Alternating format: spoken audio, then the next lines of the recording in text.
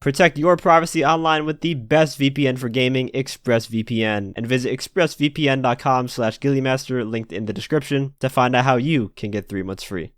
In the weeks leading up to a brand new DLC, one of the most common questions I get asked is how much money will I need for the next update? And instead of giving you just a vague guess, I like to make these videos where I go full on in-depth based on statistics of the past and what we know now, in order to give you guys a best estimate as to how much things are going to cost in the update.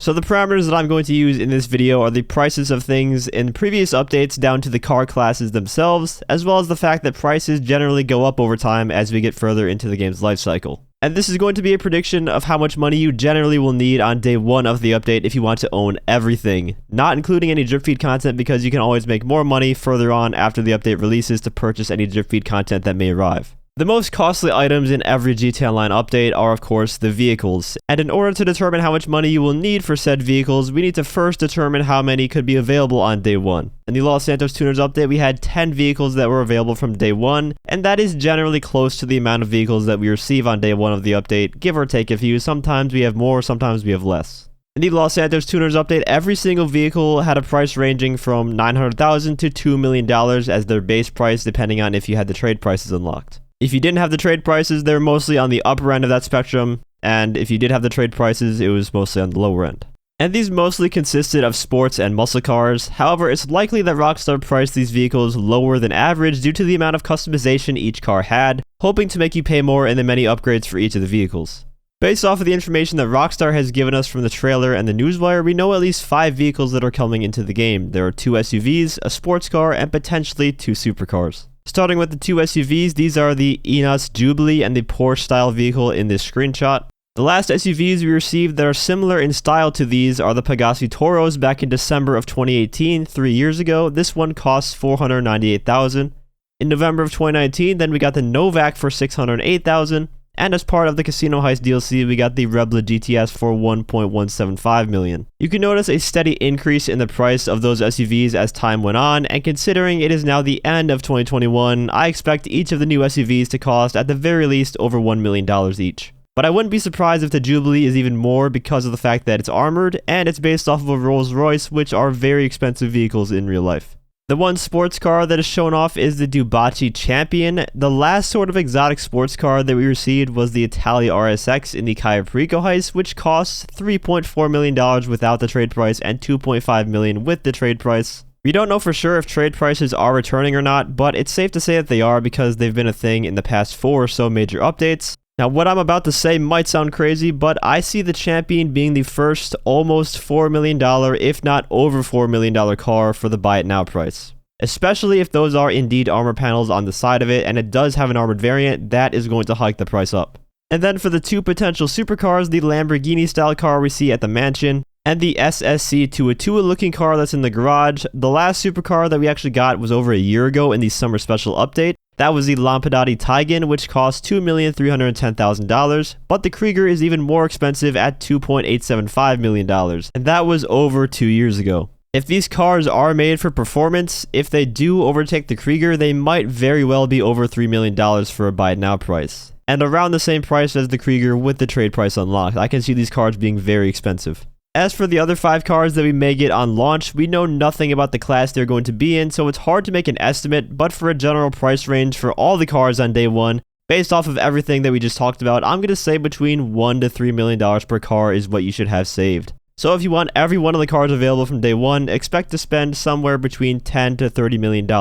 There could of course be some cars that are more expensive than that, like I mentioned for the Champion and some of the supercars, and there could be some off-road or other miscellaneous cars that are on the lower end of the spectrum at around $1 million.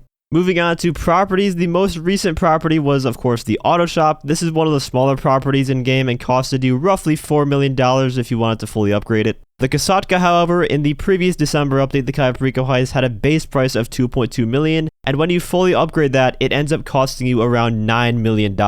Considering this is more of a high-end skyscraper style of property with upgrades like the armory, and according to reputable leaker Allocator, we're going to have a 20-car garage slot as an upgrade potentially. So I can see it having a $3 million or so base price, and most likely we're going to have more than one location for the agency, so there's probably going to be a more expensive one and a cheaper one, but somewhere around $3 million for the base price of the property, and then when you fully upgrade it, I can see it costing around $8 million. So if we add that on top of the car expenses, we're looking at 18 to 38 million if you want a fully upgraded agency and every single one of the new cars on day one. Next, we have weapons. Rockstar have shown off two so far, the compact EMP launcher and the stun gun, but they also state in text that there are new weapons, so there could potentially be more coming in. If you look closely at the compact EMP launcher, you'll notice it's a prototype and it's US government property. And considering it's also a futuristic style sci-fi weapon, I can see this costing around 800,000 to purchase. A weapon that I find is very similar to this is the Up and Atomizer from 2018's Arena War update. That costs 399,000 to purchase. And the military rifle from the Cayo Perico heist costed just under 400,000, and that's just for a regular old rifle. If just a regular assault rifle is costing that much, imagine what a futuristic EMP gun is going to be. The stun gun I can see being much cheaper because it's not really a new gun, nor is it really all that special. That being said, they will of course hike the price up because it's GTA Online. So this is just a shot in the dark, to be honest, because there's not really much to go off of for this. I think it'll cost around $150,000. And if we add those up, that brings us to $950,000 for both weapons, which brings our grand total of everything maxed out from day one to $18,950,000 to $38,950,000.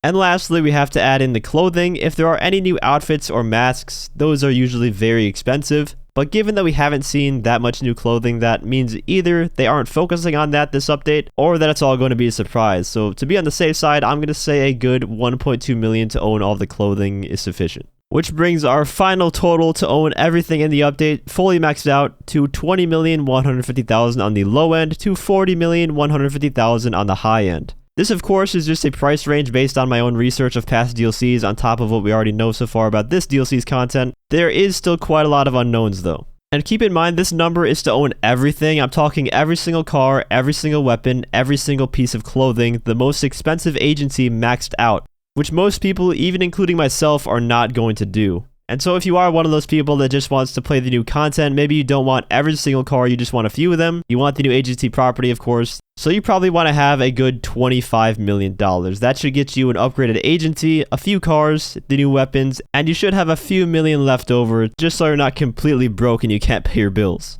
If you don't have that much money, you have a good 4 or so days to get there before the DLC does launch on Wednesday. The fastest money making method, of course, is Cayo Perico, which you can earn on average, let's say 1.3 million every hour. Some runs might be more profitable and some runs might be quicker or slower, but let's just use that as a ballpark estimate. If you spent all your money on a fully upgraded Kasatka and are completely out of cash, using the 1.3 million an hour parameter, it would take you roughly 19 to 20 Cayo Perico heists to get up to that 25 million threshold. And since there are 4 days until the update, that would mean you would have to average around 5 Cayo Perico heists per day from today up until the DLC launches. Which is a lot of grinding. However, that is literally the worst case scenario. Chances are, if you don't already have hundreds of millions lying around, you probably have at least a few million or maybe even up to 10 or 15 million, in which case you would require a lot less heists to get up to that $25 million.